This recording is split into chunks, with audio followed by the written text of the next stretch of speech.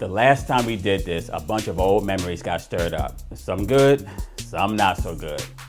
So I really felt like I needed to do a part 2.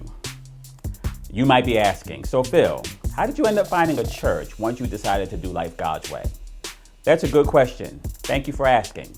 I was still working at McDonald's, I was selling a car, and Dexter, one of my employees, was interested in buying it. So we made arrangements for him and his brother-in-law, Jeff, to come to my place that Saturday to check it out and hopefully close the deal. Before they showed up that Saturday morning, I turned the radio on. I was in the mood for some gospel music, even though I wasn't going to church. Yet. The gospel music was still playing when they got there and played the whole time we talked about the car. When the car talk was over, Jeff said, "I see you're listening to gospel music.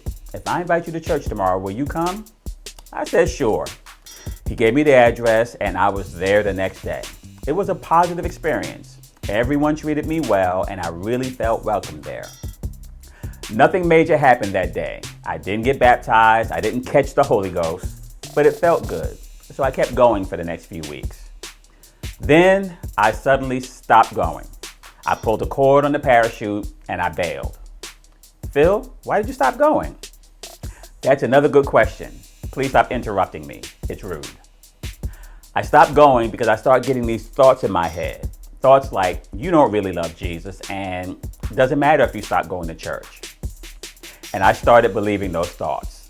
So I quit going. I didn't know those thoughts were coming from the devil. If you don't believe in the devil, it's because you don't read the Bible. And that's okay, because back then at 25, I didn't read it either. So Phil, what happened after that? You're asking some really good questions, but I'm gonna need you to stop interrupting me. The church pastor noticed that I stopped coming, and he called to see how I was doing.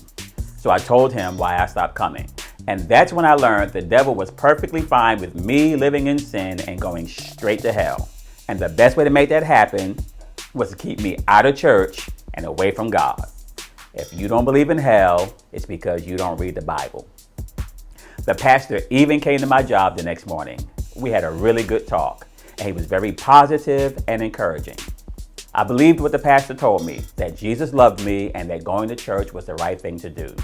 I wonder how different my story would be if the pastor didn't notice I stopped coming, or he noticed but didn't care to check on me. So I started going again, and I was really glad that I did.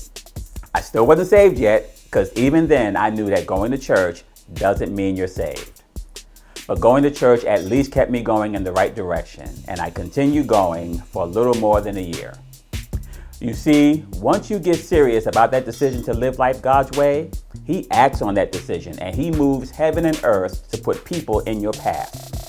He uses those people to lead you to Him so that you can be saved and you can do life God's way. You know what this means, right? It means God placed me in your path for a reason.